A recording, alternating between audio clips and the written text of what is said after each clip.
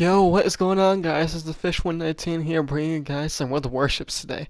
Hope you guys are having a wonderful day, and today, in this video, we're going to be talking about why you should be playing World of Warships. What makes this game so great? Is it worth your time? So this is basically going to be a first video in a series of videos about this game. This is just going to be the basic fundamental things about this game, what makes it good, why you should play it, and all of that. I'm going to give some basic stuff, tell you how to play the game, tell you what it's about, and hope you guys enjoy that video. This is going to be a part 1 in the series of videos. So with that out of the way, hope you guys enjoy, and later on this week, you'll be seeing 2 more videos, World of Warships videos, not in this same series, but they will be 2 World of Warships videos. One of them is in the USS Texas in ranked battles, and the other one is me playing in the Knives now. Those both will be no commentary. So hope you guys enjoy, and let's get started. So the first thing that you need to know about World of Warships is it is a competitive online game. You guys probably already figured that out. And there are 3 types of ship classes. The first one is called the Destroyer. The Destroyer's job is mainly to go out in front of the battleships and cruisers and spot other ships so they can help your team. That is the main job of the Destroyer. They have low health, so you need to be careful and try not to get too close. One other thing that you really need to know when playing a Destroyer is they are quite sneaky ships, so what you need to do before you start using your ships and everything, look at your stats for your ships.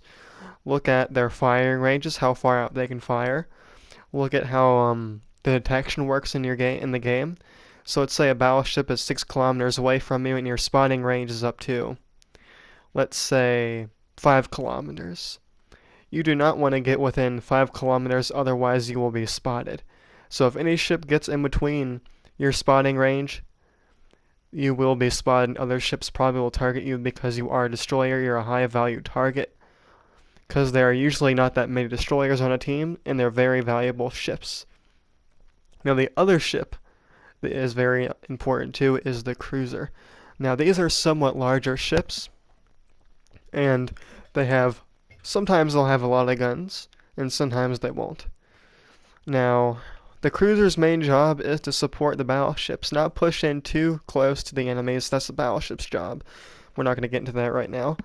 But the cruiser basically is just supposed to sit behind the battleships and fire upon any other ships like destroyers, cruisers, and battleships.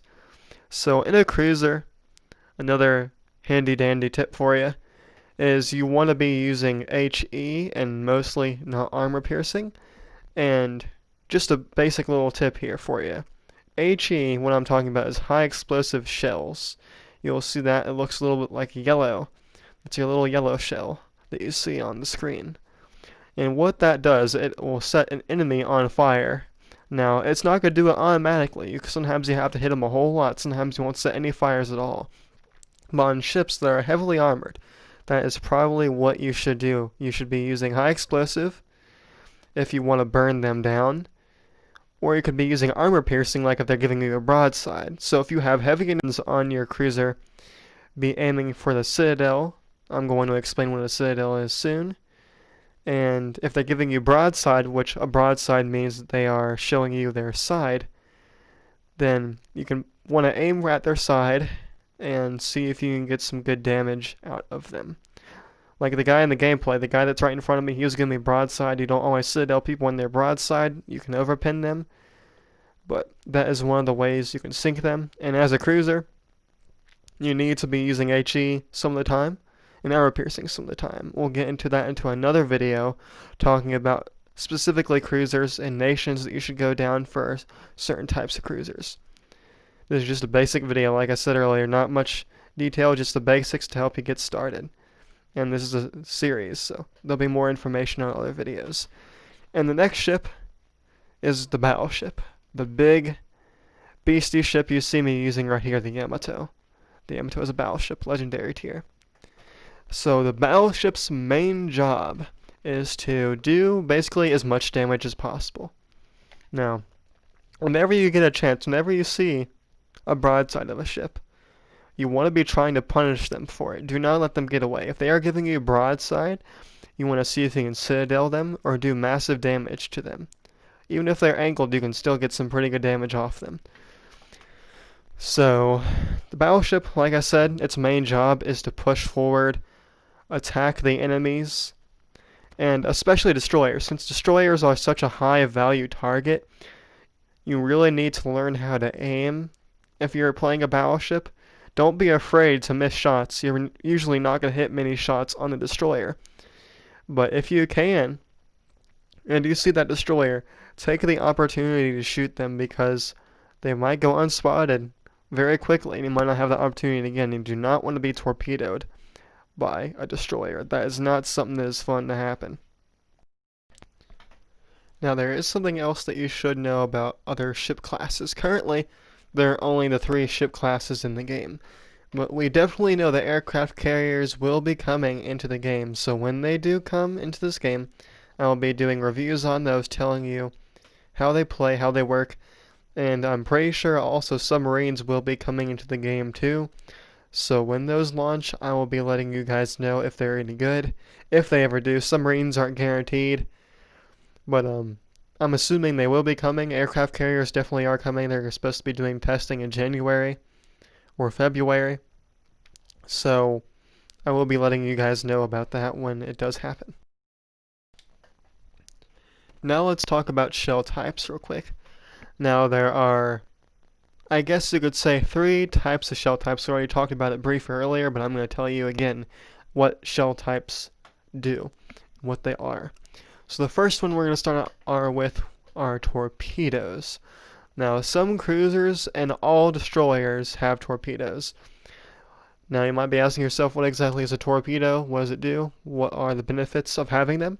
So basically what a torpedo does, it is basically a shell that you launch. It goes into the water. You see them right there, those little blue things off in the distance. They're going towards a ship. Those are torpedoes. So what a torpedo does is it causes an underwater explosion that hits the ship, and depending on where the torpedo hits, it can cause flooding. And flooding, if the person doesn't use their damage control, causes damage over time. The ship is flooding if they don't put it out immediately. And I think it can cause 3 flooding at most. And that is the torpedo itself. Now, the next shell we're going to talk about, just briefly, is the high explosive shell. We already talked about that earlier. What the high explosive shell does is it can set enemies on fire. And that is, I'm pretty sure you can have that at 3. Maximum limit of 3 fires on one ship. Usually, 1 or 2 is good enough to set them on fire if they don't use their damage control. And the last shell type is the armor-piercing shell, which most people tend to use in battleships and some cruisers. Now what the armor-piercing shell does is it can do massive amounts of damage if an enemy is giving broadside or not a great angle. And that can cause you to get citadels off of enemy ships.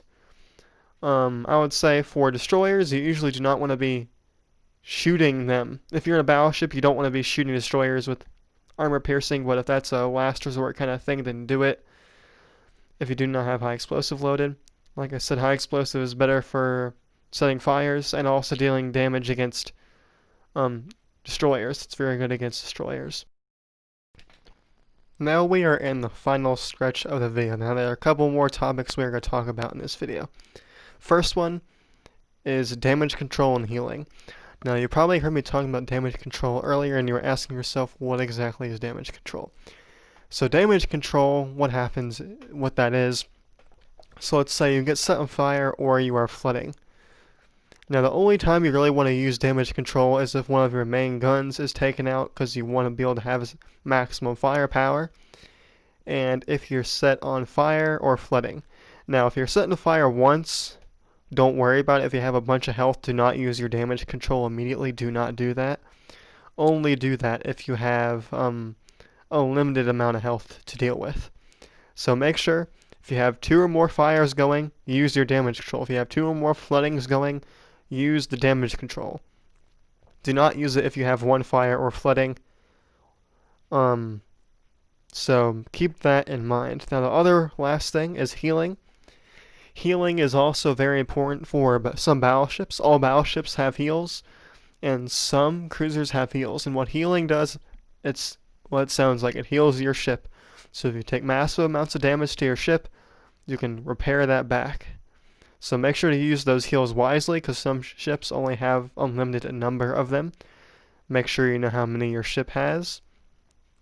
Another thing we're going to talk about is cap circles. Now, capture points in this game can be a win or a loss for your team if you do not know what you're doing. So what you need to do in most situations, if there is a cap circle that you do not have, or if you are low on points, try to get that cap circle. Now this is a team effort. You don't go in there if you're the only one on that side of the map. Do not rush and go in there, because there'll probably be other ships wanting to kill you. So make sure not to do that. But what a cap circle does is it can help you basically win or lose a game on points. So keep that in mind.